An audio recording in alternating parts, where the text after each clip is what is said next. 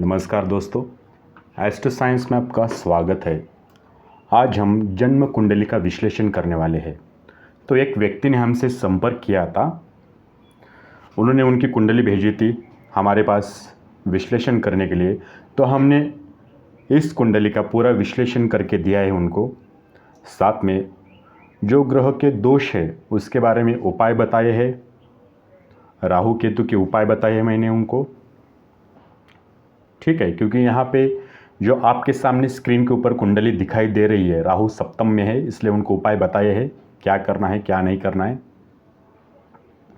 यदि आप अपनी कुंडली परामर्श चाहते हैं तो जो स्क्रीन पर व्हाट्सएप नंबर दिखाई दे रहा है उस नंबर पे आप अपना जन्म स्थान, जन्म समय और जन्म तारीख भेज के व्हाट्सएप पे भेज दीजिए। ठीक है, हमारा रिप्लाई आ जाएगा। क्योंकि ये जो कुंडली है, जो ज्योतिष में जो ग्रह होते हैं, तारे होते हैं, नक्षत्र की चाल होती है, इनके गति पर आधारित होते हैं। ठीक है, तो ज्योतिष 9 ग्रह, 12 राशियाँ, 27 नक्षत्र और 12 भाव, इन पर पूरी टिकी हुई है।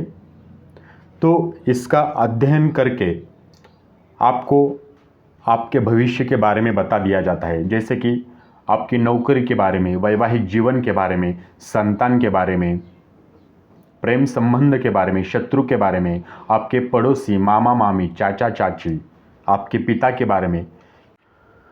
जब हम कुंडली का अध्ययन करते तो इन सब के बारे में पता चलता है।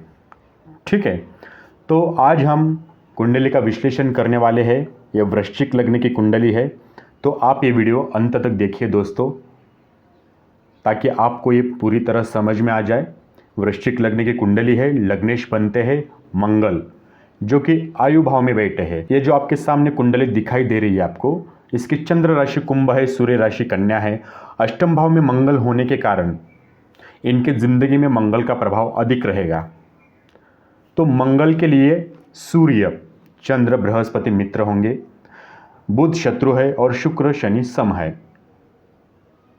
तो इस कुंडली का जो चंद्रमा है वो बाधा कारक होता है, बाधा उत्पन्न करेगा, रुकावटें पैदा करेगा। जब जब दशा अंतरदशा आ जाएंगी चंद्रमा की, तब ये ग्रह इस कुंडली में, इस जीवन के, व्यक्ति के जीवन में ये बाधा उत्पन्न करेगा, रुकावटें पैदा करेगा। तो सबसे पहले हम देखते हैं प्रथम भाव, जो कि राशि है वृश्चिक राशि है, स्वामी बनते हैं मंगल। तो पहले भाव से व्यक्ति का स्वास्थ्य देखा जाता है, व्यक्ति की शरीर रचना, व्यक्ति का चेहरा, स्वभाव, इन सब का विचार प्रथम भाव से किया जाता है। प्रथम भाव का कारक सूर्य होता है। तो मंगल पहले भाव से 8वें भाव यानी आयु भाव में शत्रु राशि में स्थित है। मंगल बैठा कहाँ है? शत्रु राशि में, वो भी अष्टम भाव में बैठा है। तो इनको जीवन में स्वास्थ्य को लेकर समस्याएं आएंगी। ठीक है, या फिर जो चेहरा है उसको लेकर समस्या आएंगी, जैसे कि फोड़ा फुंसी, ये रोग उत्पन्न हो सकते हैं। आगे देखते हैं दूसरा भाव धनु राशि का है, स्वामी बनते हैं बृहस्पति। इस भाव का कारक गुरु होता है। द्वितीय स्थान, द्वितीय भाव, ये धन का और कुटुंब का भाव होता है। आपकी संपत्ति, व्यक्ति की संपत्ति देखी जाती है, परिवार देखा जाता है, व्यक्ति की वाणी, व्यक्ति की दाई आंख, नाखून, नासिका। ठीक है, ठगना व जीवन साथियों के बीच हिंसा, इन सब का विचार द्वितीय स्थान से किया जाता है। तो द्वितीय भाव में कौन है? बृहस्पति दूसरे भाव से 5वें यानी रोग ऋण शत्रु भाव में मित्र राशि में स्थित है, लेकिन वो है कहाँ पे? 6ठे भाव में है। तो आपको धन कमाने के लिए बहुत संघर्ष करना पड़ेगा। संघर्ष करने के बाद ही आपकी आर्थिक स्थिति मजबूत होगी। आर्थिक स्थिति आपकी मजबूत पक्का होगी, क्योंकि यहाँ पे मंगल की 7वीं दृष्टि पड़ रही है। लेकिन संघर्ष करना पड़ेगा, और संघर्ष करने के बाद आर्थिक स्थिति हो जाएगी मजबूत। उसके बाद साथ ही खर्च भी आपके बहुत बढ़ेंगे, क्योंकि यहाँ पे बृहस्पति की 9वीं दृष्टि भी पड़ रही है। खर्च भी उतने ही बढ़ेंगे। आगे देखते हैं तीसरा भाव मकर राशि है, स्वामी बनते हैं शनि। इस भाव का कारक मंगल है। तो तृतीय भाव, ये पराक्रम का भाव, सहोदर का भाव, यानी आपके छोटे भाई बहन, सहोदर भाई बहन, इन सब का विचार इसी तृतीय भाव से किया जाता है। रिश्तेदार, आपके पड़ोसी, उनका भी विचार इसी भाव से किया जाता है। आपका सीना, दायां कान, हाथ, लघु यात्राएं, नाड़ी तंत्र, इसका भी विचार तृतीय भाव से किया जाता है। तो शनि चौथे भाव से 10वें यानी तनु भाव में शत्रु राशि में स्थित है। क्षमा कीजिए, हाँ हाँ बराबर है सर। शनि तीसरे भाव से 11वें भाव में शत्रु राशि में स्थित है। भाई बहनों के करियर में वृद्धि होगी। आगे देखते हैं चतुर्थ भाव, जो कि कुंभ राशि है, स्वामी बनते हैं शनि। इसे माता का भाव कहा जाता है, सुख का भाव कहा जाता है। आपके परिवार का, घरेलू वातावरण का, आपकी भूमिका, आपकी शिक्षा, जमीन जायदाद, विवाहित जीवन में ससुराल पक्ष और पारिवारिक का हस्तक्षेप, आपके आभूषण, आपके कपड़े, इन सब का विचार चतुर्थ भाव से किया जाता है। ठीक है, तो यहाँ पे शनि, इस घर का स्वामी शनि है और इस भाव का कारक चंद्रमा है। तो शनि चौथे भाव से 10वें भाव में बैठे हैं, तनु भाव में शत्रु राशि में स्थित है, इसलिए आपके माता का स्वास्थ्य खराब होगा। तो मैंने इनको उपाय बताए हैं, मुझे उम्मीद है वो करेंगे। आगे देखते हैं पंचम भाव। पंचम भाव में मीन राशि है, स्वामी बनते हैं बृहस्पति। पंचम भाव आपके संतान का भाव, शिक्षा का भाव, शिक्षा यानी प्राथमिक शिक्षा, शुरुआती शिक्षा, आपके प्रेम संबंध, सट्टा, अभिरुचि, मैत्री, मनोरंजन, जुआ, इन सब का विचार पंचम भाव से किया जाता है। तो पंचम भाव का कारक गुरु है और स्वामी भी बृहस्पति गुरु है। तो 5वें भाव से दूसरे भाव में बैठे हैं, यानी छठे भाव त्रिक भाव में बैठे हैं। छठा दुख स्थान भाव है, रोग का, ऋण का, शत्रु का भाव है। मित्र राशि में स्थित है, लेकिन वो बैठे कहाँ पे? छठे भाव में। तो संतान के साथ साथ वैचारिक मतभेद होने की संभावना है। ठीक है, आगे देखते हैं। छठा भाव मेष राशि है, स्वामी बनते हैं मंगल। इसे शत्रु का भाव कहा जाता है। इसे रोग, ऋण, विवाद का भाव, कोर्ट कचहरी का भाव कहा जाता है। मामा मामी का, आपके शत्रु का, चोरी का, बदनामी का, इन सब का विचार छठे भाव से यानी रिपु भाव से किया जाता है। छठे भाव को रिपु भाव भी कहते हैं। इस भाव का कारक मंगल है, तो इस भाव का स्वामी भी मंगल है। तो इस भाव से मंगल छठे भाव से तीसरे यानी आयु भाव में शत्रु राशि में स्थित है। तो मैंने इनको सलाह दी है ये कि आप किसी से वाद विवाद न करें।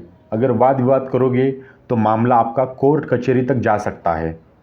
ये आपके लिए बहुत महंगा पड़ेगा, क्योंकि इसमें आप ही का नुकसान होने वाला है, आप ही के समय का बर्बाद होने वाली है। ठीक है, समय बर्बादी का कारण बनेगा। इसलिए किसी के वाद विवाद के झमेले में न पड़िए। आप किसी के साथ व्यापार कर रहे हैं तो पार्टनरशिप पर भरोसा जताइए, भरोसा रखिए, सक्सेसफुल रहेगा व्यापार आपका। आगे देखते हैं सातवां भाव, वृषभ राशि है, स्वामी बनते हैं शुक्र। सप्तम भाव को कलत्र भाव भी कहते हैं। पति पत्नी का व्यक्तित्व देखा जाता है।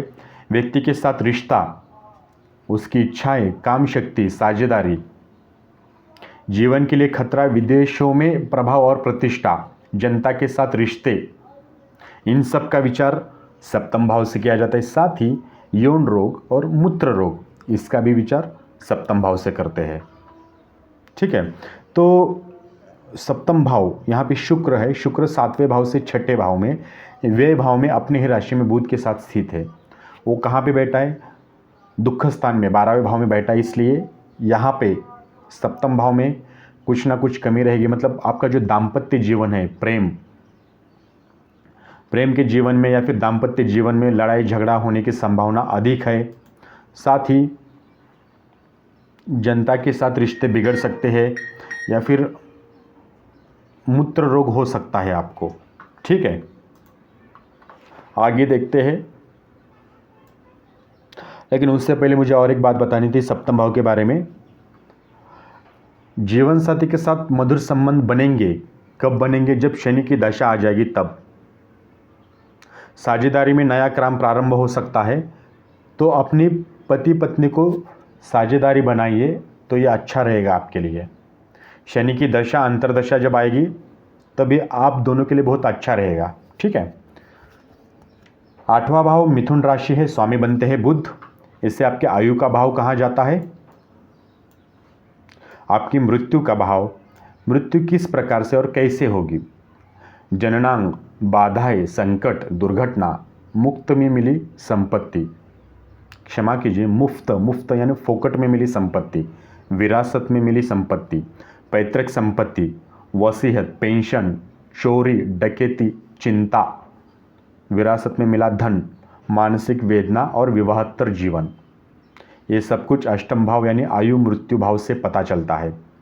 ठीक है। तो अष्टम भाव में बुध 8वें भाव से 5वें यानी मित्र भाव में बैठे हैं, लेकिन वो बैठे कहाँ पे हैं? दुख स्थान में बैठे हैं। बुध यहाँ पे समग्रह है, लेकिन वो बैठे कहाँ पे हैं? दुख स्थान में। तो आपको अगर पैतृक संपत्ति है उसको लेकर वाद विवाद हो सकता है, या फिर वसीयत या फिर पेंशन को लेकर वाद विवाद हो सकता है।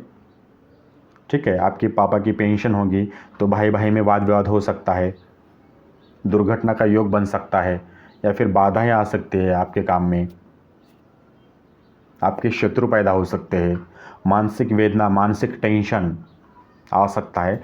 तो इस समस्या के लिए मैंने उनको उपाय बताए हैं, वो करेंगे। ठीक है।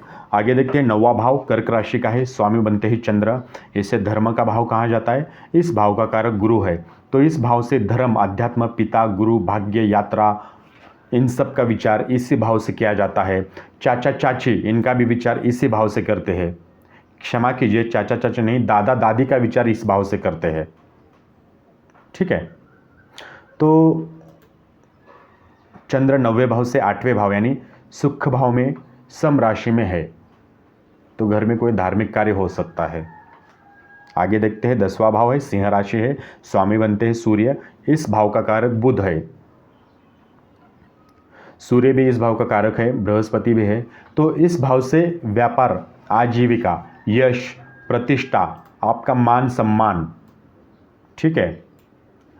व्यापार में सफलता, नौकरी में तरक्की, सरकार से सम्मान मिलेगा या नहीं मिलेगा, आपके पिता, आपकी कीर्ति, आपका नेतृत्व, आपको सत्ता मिलेगी या नहीं मिलेगी, सम्मान, सफलता, आप जहाँ पे भी काम करते हैं वहाँ पे सत्ता मिलेगी या नहीं मिलेगी, आपके कर्म, आपका चरित्र, उद्देश्य, इन सब का विचार कर्म भाव यानी दशम भाव से किया जाता है। तो यहाँ पे दशम भाव में सूर्य है, तो सूर्य 10वें भाव से दूसरे यानी आय भाव में, लाभ भाव में बैठे हैं, तो ये बहुत ही अच्छी बात है। तो नौकरी और व्यवसाय में जो सक्सेस है वो आपको मिलेगा, लेकिन सफलता वहाँ पे मिलेगी आपको, लेकिन वहाँ पे किसी से अकारण वाद विवाद से बचने की कोशिश कीजिए, तभी आप बहुत आगे निकल जाओगे। आप जिस योजनाओं को बनाओगे उसमें 100% सफल होंगे। यहाँ पे बृहस्पति की मित्र दृष्टि पड़ रही है 5वीं, लेकिन दशम भाव पर शनि की दृष्टि पड़ रही है शत्रु की, इसलिए जो आपके पिता है उनके साथ संबंध बिगड़ सकते हैं। ठीक है। आगे देखते हैं 11वां भाव कन्या राशि है, स्वामी बनते हैं बुध। यहाँ पे कन्या राशि है, स्वामी कौन है? बुध है।